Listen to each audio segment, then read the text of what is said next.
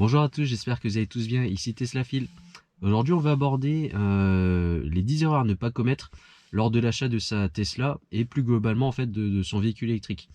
En effet, en fait, de plus en plus de personnes aujourd'hui se posent la question du véhicule électrique avec d'une les prix des carburants qui augmentent, que ce soit diesel ou essence. De deux, les constructeurs qui proposent de moins en moins de véhicules thermiques, purs thermiques. Les diesels sont de plus en plus abandonnés et globalement, que ce soit en France mais aussi à l'étranger, je le précise, il y a de moins en moins de voitures thermiques et c'est pas que la France, tout le monde en fait va essayer de pousser l'achat d'un véhicule électrique. Bon, je vais pas débattre sur le fait que ça pollue ou pas, parce que il y a toutes les écoles, hein.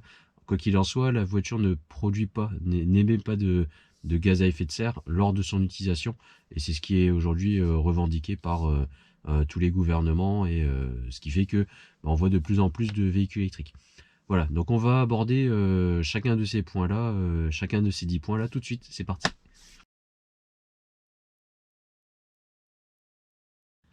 Alors on va commencer par le premier point, qui est d'acheter une voiture qui a trop peu d'autonomie. Ce qu'il faut savoir, alors j'essaie de remettre dans le contexte, on a une voiture qu'on va utiliser de manière quotidienne. Un véhicule électrique, donc on va pouvoir charger à la maison ou dans des bornes qui se situent à proximité de la maison de manière quotidienne. Et donc il faut pas se dire, voilà, moi j'achète une voiture, il faut qu'elle ait 700 km. Auparavant, quand on avait une voiture thermique, on se posait pas non plus la question d'avoir une voiture qui puisse faire 700 km d'une traite ou 1000 km d'une traite. Ben là, c'est pareil avec un véhicule électrique. On n'a pas besoin de se poser cette question parce qu'on va pouvoir recharger quasiment quotidiennement cette voiture. Au même titre qu'un téléphone portable. Un téléphone portable aujourd'hui, on va la charger quasiment tous les jours, même peut-être une ou deux fois par jour. Et personne ne se plaint d'avoir un téléphone portable qu'il faut charger, contrairement au Nokia où on avait une batterie qui permettait de durer toute une semaine. Bah là c'est exactement la même chose, et donc il faut raisonner de cette manière là. Avant d'expliquer, de rentrer plus dans le détail, d'abord je vais faire la distinction entre les diverses normes qui existent, parce que beaucoup de gens en fait se posent encore la question. Donc la norme en Europe qui est utilisée, c'est la norme WLTP. Donc cette norme WLTP, c'est celle sur laquelle les constructeurs communiquent sur leur site, etc. Par exemple, moi, la Model 3, elle a une autonomie d'à peu près 500 km, 491 pour les Model 3 propulsion. Donc 491 km en propulsion, c'est la norme WLTP. La norme EPA qui est affichée sur le tableau de bord de la Model 3 est différente de la norme WLTP puisque c'est la norme américaine. Et donc beaucoup de possesseurs de Model 3 vont poser la question, tiens, la voiture annoncée à 491 km ou 510 km, et sur le tableau de bord, quand je charge à 100%, j'ai pas cette valeur-là, je suis à 430, 435 km. Donc ça c'est normal, il n'y a pas de souci de ce côté-là. Et donc ça c'est des autonomies théoriques, selon diverses normes. Et la réalité fait que on est rarement sur ces normes-là. Au même titre que quand on avait une thermique, la thermique elle faisait du 2 litres 5 ou 3 litres 5 au 100, sauf qu'en réalité on faisait toujours 5 litres au 100, voilà. Et donc avec une autonomie qui est annoncée en WLTP à peu près 500 km, faut s'attendre à avoir, selon la température, l'utilisation, le type de route, si on prend l'autoroute de la nationale ou de la ville, on va pouvoir faire plus ou moins de kilomètres. Et donc les normes qui existent, donc européennes ou américaines, permettent de comparer les voitures entre elles, mais n'ont pas en fait lieu d'être appliquées sur la réalité. Donc quand on a une norme qui est affichée à 500 km, en réalité vous allez pouvoir faire facilement 350 à 400 km en été, et puis en hiver on va descendre un petit peu de à peu près 10%, 15%, ça dépend vraiment de l'utilisation. Voilà, ça c'est la première chose qu'il faut savoir. Et donc pour en revenir sur le fait d'acheter une voiture qui a trop peu d'autonomie, il faut regarder vous de manière quotidienne comment vous utilisez votre voiture.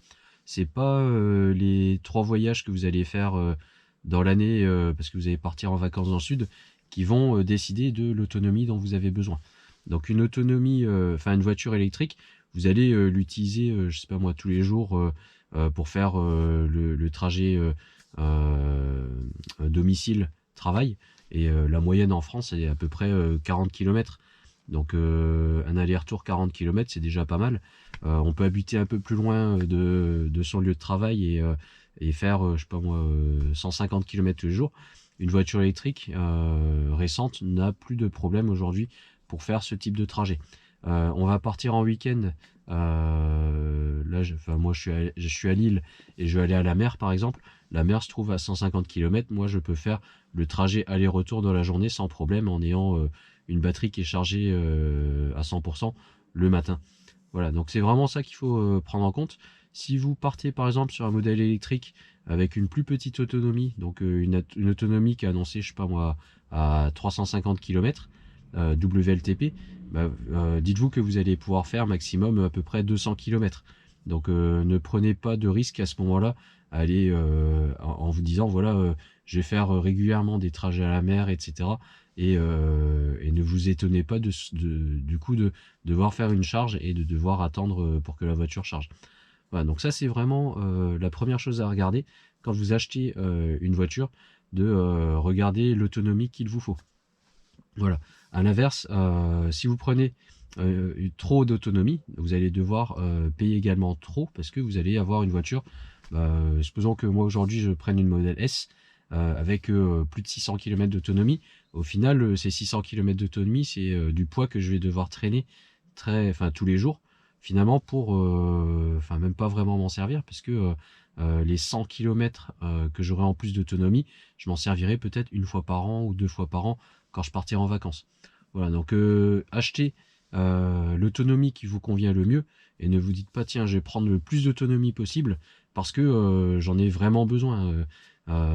C'est pas vrai, vous n'allez pas pouvoir faire tous les jours 350-400 km ou très régulièrement. Je sais pas combien vous êtes à faire 400 km tous les jours ou une ou deux fois par semaine, mais je pense la majorité des Français aujourd'hui, même en partant là sur une modèle 3 propulsion avec déjà 500 km d'autonomie WLTP, ça suffit largement.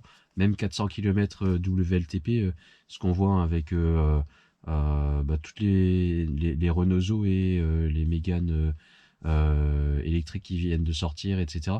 Elles proposent toutes environ 400 km WLTP, 500 km, et il n'y a pas besoin vraiment d'avoir beaucoup plus. Voilà, donc gardez ça en tête. Et donc ça c'est le premier point.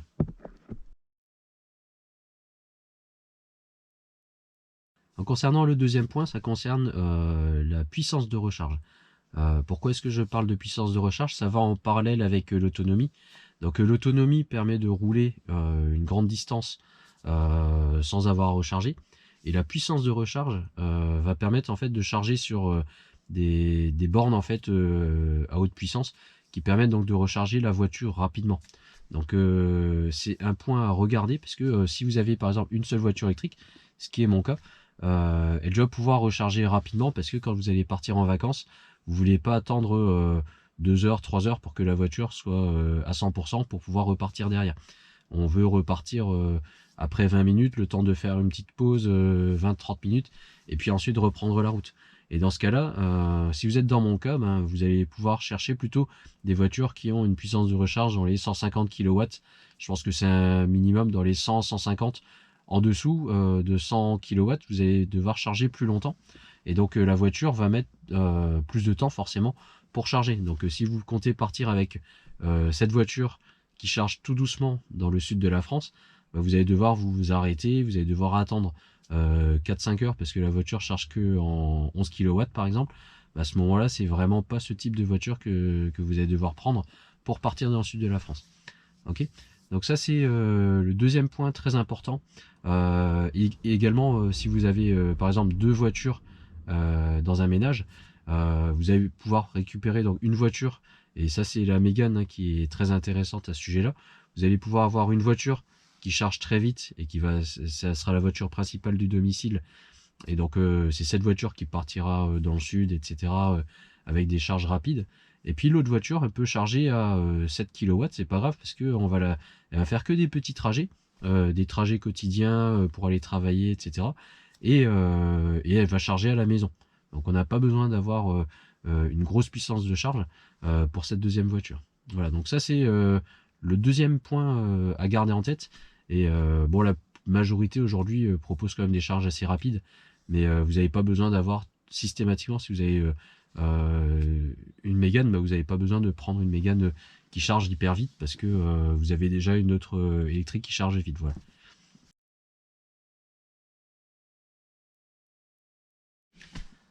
Le troisième point concerne, c'est toujours lié à l'autonomie, c'est les jantes. Donc regardez quand même, je prends l'exemple de la Model 3. La Model 3 est livrée avec des jantes 18 pouces avec ce qu'on appelle des Aero Wheels. Donc c'est des enjolivants en fait qui permettent d'avoir un meilleur écoulement aérodynamique, hein. Et si on passe sur des 19 pouces, les 19 pouces sont plus grosses, elles sont plus lourdes. Et donc, elle grève un petit peu l'autonomie parce qu'on passe d'une autonomie à peu près 510 km à, de mémoire, c'est 491 km. Voilà, donc on perd 20 km d'autonomie tout en payant plus cher, hein, parce que les jantes, c'est 1150 euros, quelque chose comme ça, ou 1190 euros. Donc vous allez payer plus cher pour avoir moins d'autonomie.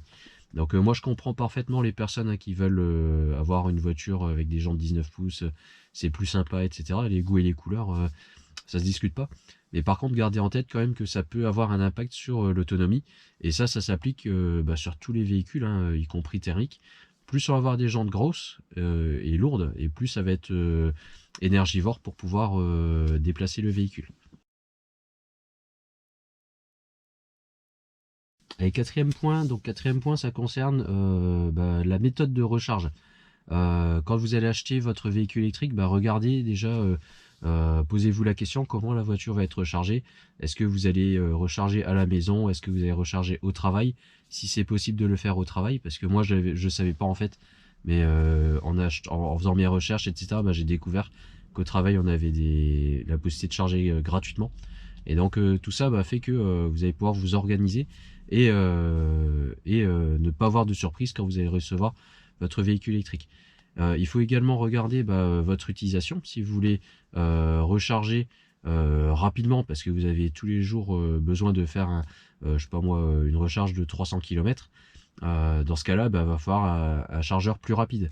Parce que pour recharger 300 km en une nuit, avec un chargeur classique sur une borne à la maison en 3 kW, enfin sur une prise classique en 3 kW, vous n'allez pas pouvoir recharger à 100% tous les soirs. Voilà, en l'espace de 10 heures par exemple.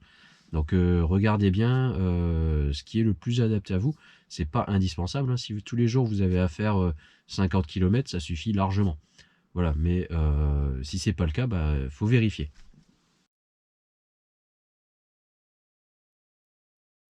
Voilà la cinquième erreur dont je voulais parler, donc quand vous allez acheter un véhicule électrique et notamment une Tesla, c'est de ne pas optimiser ses charges. Donc c'est toujours lié à la manière dont vous allez recharger la voiture. Mais donc avec l'application qu'on a sur le téléphone, on va pouvoir déclencher en fait la charge au moment où les heures creuses en fait démarrent. Donc vérifiez bien, vous pouvez paramétrer tout ça sur l'application, c'est très simple. Même dans la voiture, hein, vous pouvez le faire également. Et donc vous allez pouvoir charger uniquement durant les heures creuses. Vérifiez aussi auprès de votre fournisseur d'électricité que vous êtes sur des tarifs qui sont intéressants. Parce que vous pouvez avoir des tarifs spécifiques avec des heures creuses, ultra creuses, quand vous avez une voiture électrique. Et donc ça peut être intéressant. Donc n'hésitez pas à changer de fournisseur d'énergie juste pour ça. Parce que ça peut vraiment être intéressant, sachant que moi ma consommation par exemple mensuelle en électricité, c'est à peu près 200 kW, 200 kWh, pardon, 200 kWh sans charger en fait à la maison. Donc ça, je parle dans le cas où vous chargez pas. 200 kWh, ça représente 4 pleins en fait de ma voiture. Donc c'est vraiment primordial que vous regardiez en fait et privilégiez ces heures creuses pour une voiture électrique si vous chargez essentiellement durant le soir. Sixième erreur à ne pas commettre quand vous achetez là spécifiquement du coup une Tesla, c'est de prendre l'option EAP ou FSD lors de l'achat de la voiture. Je vais m'expliquer pourquoi. Le FSD en fait c'est Full Self Driving et EAP en fait c'est l'assistant, donc c'est le niveau intermédiaire de l'autopilote. Ce qu'il faut savoir donc c'est que sur la modèle 3 d'entrée de gamme, vous avez, et d'ailleurs sur tous les modèles, de modèle 3, modèle Y, modèle S, etc. On a par défaut donc ce qu'on appelle l'autopilote. Et donc l'autopilote permet de maintenir la voiture au milieu de la voie, contrairement à ce qu'on peut avoir par exemple chez Hyundai, parce que j'ai testé une Hyundai Ioniq 5. La voiture en fait, le maintien de la voie, bah, elle maintient dans la voie, mais la voiture en fait elle zigzague dans la voie. Et à chaque fois qu'elle va se rapprocher de la ligne, paf, elle va se remettre vers le centre jusqu'à ce que bah, la route tourne, et puis bah, à chaque fois ça fait des va-et-vient. L'autopilote chez Tesla est super bien foutu parce qu'en fait il reste vraiment au milieu de la voie, et donc il n'y a pas de ce mouvement désagréable de va-et-vient dans la voie. Voilà, donc ça c'est de série sur la voiture, et c'est très très bien fait. Elle s'est accélérée, elle s'est freinée toute seule. Et donc si vous paramétrez, je sais pas moi, l'autopilote à 120 km/h, bah, elle va suivre la voiture qui est devant, et si celle de devant ralentit, bah, elle va ralentir. C'est aussi simple que ça. Voilà. Ensuite, donc on a l'EAP, et donc ça permet d'avoir le parking automatique. On va pouvoir changer de ligne automatiquement en mettant le clignotant, etc. Donc c'est plutôt pas mal. Ça coûte 3500 € de mémoire. Et enfin, on a le FSD qui est à 7500 €. Donc 7500 €, c'est quand même une somme. Pour moi, c'est pas justifié en fait de le prendre pour les peu de fonctions en fait qu'ils vont nous apporter, parce que bah, en Europe, on n'a pas la possibilité de laisser la voiture gérer toute seule. D'accord. Donc pour moi, le FSD, ne le prenez pas à l'achat. Si par la suite vous souhaitez le prendre, bah, vous avez la possibilité de le prendre et de le tester, il n'y a pas de souci. Et si jamais ça vous plaît pas, vous pouvez également, au bout de, je sais pas moi, 1 ou 2 jours, pardon, le, annuler la commande en fait, parce que vous avez la possibilité de le tester pendant plusieurs jours. Voilà.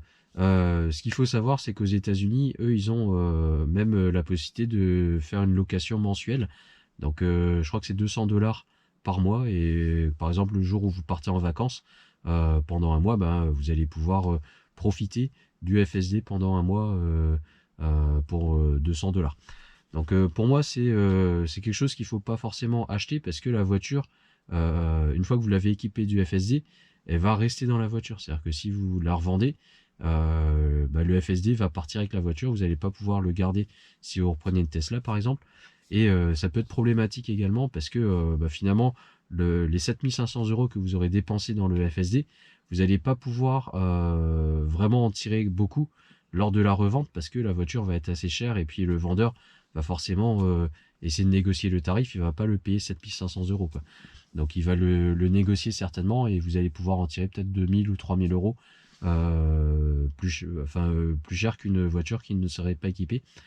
Mais pour moi, c'est pas justifié cette tarif, et dans tous les cas, ne commettez donc pas l'erreur d'acheter le FSD ou le AP avant même d'avoir la voiture. Vous pouvez le faire après.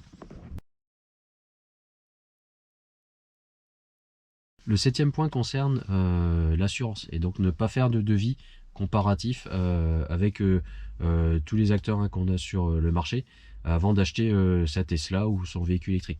Ce qu'il faut savoir, c'est que la voiture électrique est un petit peu différente de la voiture thermique à assurer, parce que bon, on a une batterie, on a un moteur électrique à assurer, et puis on risque la panne également d'électricité.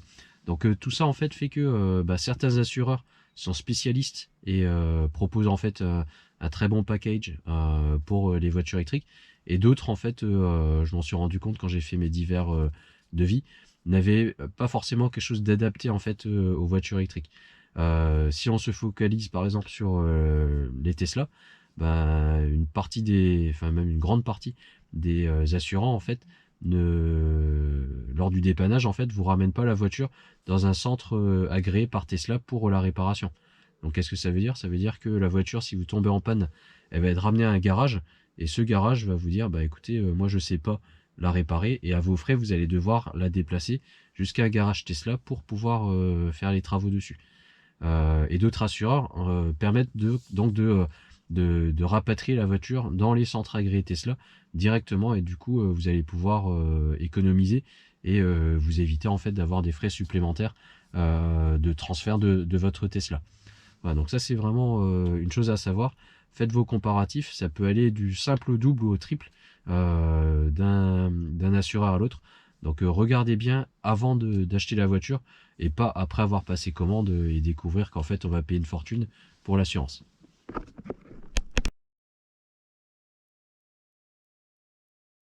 Alors huitième erreur, c'est une erreur qui peut ne pas être une erreur, mais j'ai essayé d'argumenter. Donc ça concerne en fait de trop attendre avant d'acheter sa Tesla. Je parle de Tesla, mais je parle aussi des véhicules électriques.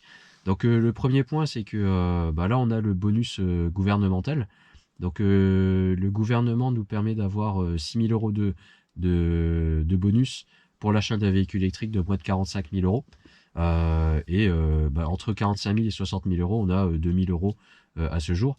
Donc à partir du 30 juin, il va y avoir une baisse donc de 1 000 euros. Et donc on passe de 6 000 à 5 000 euros pour les voitures de moins de 45 000 euros. Et on passe de 2 000 à 1 000 euros pour les voitures entre 45 000 et 60 000 euros. Donc n'attendez pas trop pour passer commande de votre véhicule électrique.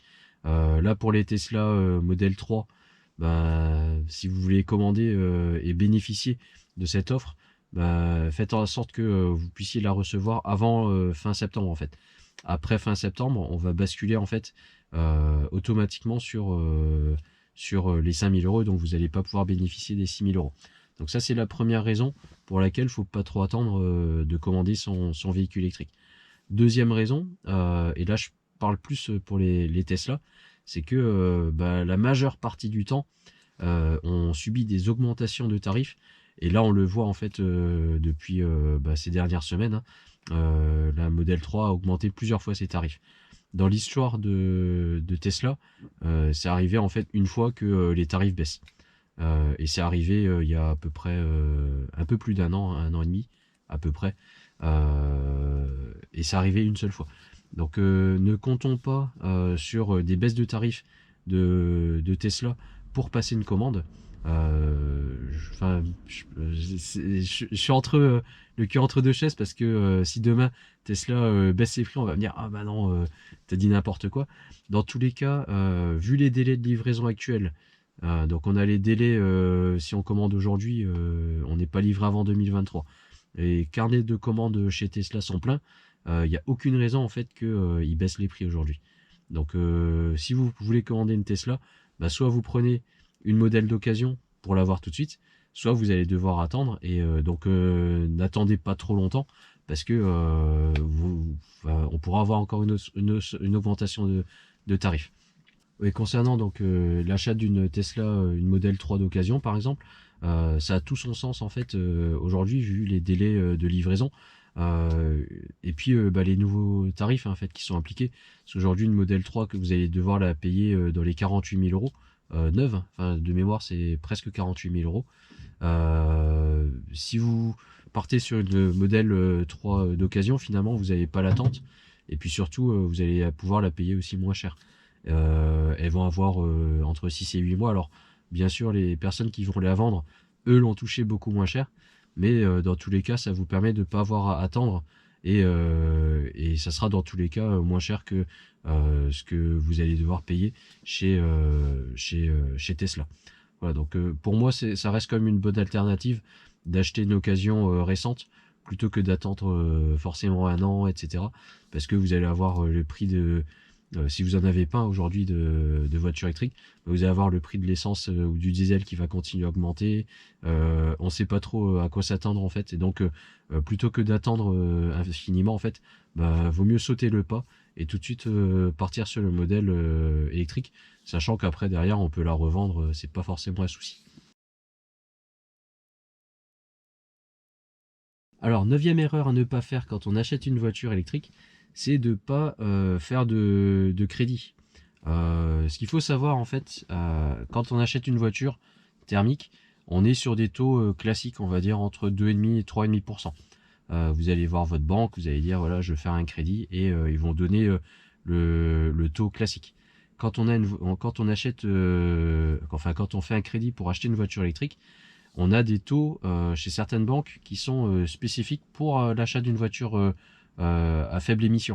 Donc que ce soit une électrique ou une hybride, chez BNP Paribas, chez Société Générale et chez d'autres, je crois que chez, enfin sur des sites en ligne, je sais plus c'est quoi les banques en ligne, on peut avoir des taux qui sont aux alentours de 1%. Donc pourquoi est-ce que c'est une erreur de ne pas en profiter?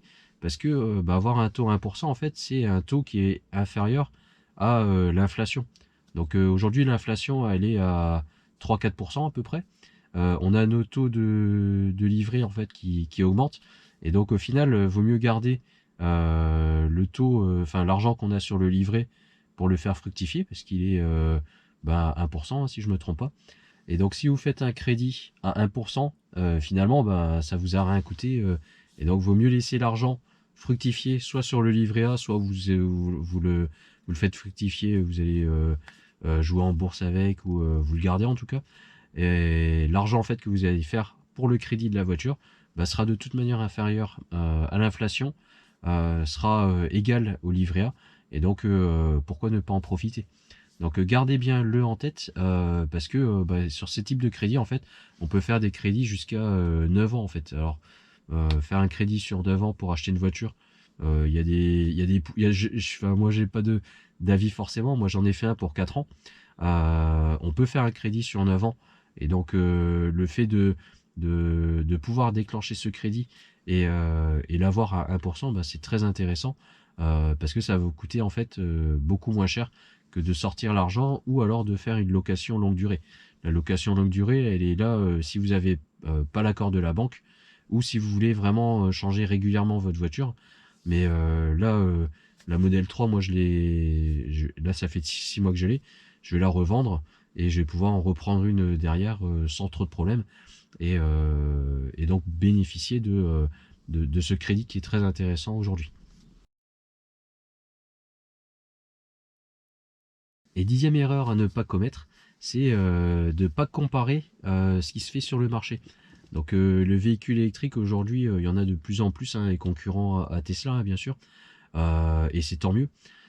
Et dans la gamme des moins de 45 000 euros, pour bénéficier aujourd'hui des 6 000 euros de bonus, il y a aussi pas mal d'acteurs, hein, que ce soit chez Renault, chez Highways, enfin, il y a des constructeurs généralistes aussi bien que de nouveaux constructeurs qui font que du véhicule électrique. Donc ne vous focalisez pas sur Tesla. Tesla, enfin j'en ai une et j'en suis très content, mais je sais que à plus de 45 000 euros, moi je me la prendrai pas. J'ai pu en profiter avant, mais là je la prendrai plutôt d'occasion si je devais en prendre une aujourd'hui. Donc renseignez-vous un peu partout. Il n'y a pas qu'un seul, il n'y a pas que Tesla sur Terre, et donc d'autres constructeurs sont très bien. Et également donc renseignez-vous auprès de vos amis, de vos connaissances. Pourquoi? Parce que ils vont savoir en fait vous apporter vraiment le ressenti qu'ils ont en tant qu'utilisateur. Donc vous n'allez pas découvrir comme ça du jour au lendemain. Vous n'êtes plus aujourd'hui des pionniers en fait. Il y a de plus en plus d'utilisateurs de véhicules électriques. Et donc n'hésitez pas à vous renseigner. Et d'ailleurs dans cette optique, n'hésitez pas à noter dans les commentaires si vous avez des questions. Moi je me ferai un plaisir de vous répondre. Ça, il n'y a aucun souci.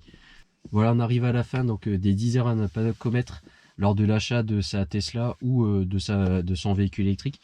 Donc n'hésitez pas à noter en commentaire si vous avez d'autres erreurs à ne pas faire. Moi forcément j'ai noté les 10 plus importantes, il y en a encore beaucoup d'autres, hein. Mais donc notez-les dans les commentaires. N'hésitez pas à mettre un pouce en l'air aussi si elle vous a plu, hein, cette vidéo, si elle vous a servi. Et abonnez-vous, hein, parce que je vais faire une autre vidéo là sur toujours des erreurs, mais une fois qu'on a reçu la voiture, qu'est-ce qu'il faut pas faire. Voilà. À très bientôt et puis passez une bonne journée. Au revoir.